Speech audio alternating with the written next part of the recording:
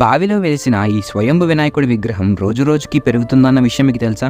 అంతేకాదు, మీకు ఎలాంటి కష్టం ఉన్నా మనస్ఫూర్తిగా స్వామిని దర్శనం చేసుకుంటే ఆ కష్టాలు కూడా తొలగిపోతాయి. ఎక్కడో తెలుసుకోవాలనుందా?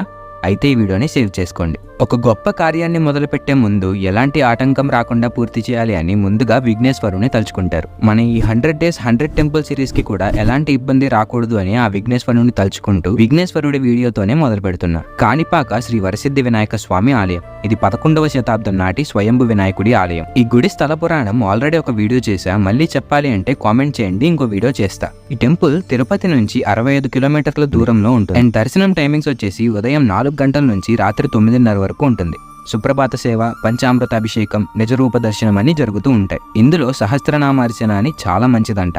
కుదిరితే బుధవారం నాడు వెళ్ళడానికి ట్రై చేయండి. ఇక మనకున్న కష్టాలంటారా, ఆ విఘ్నేశ్వరుణ్ణి మనస్ఫూర్తిగా కోరుకుంటే చాలు, మనకున్న విఘ్నములన్నీ తొలగిపోతాయి. ఆఖరిగా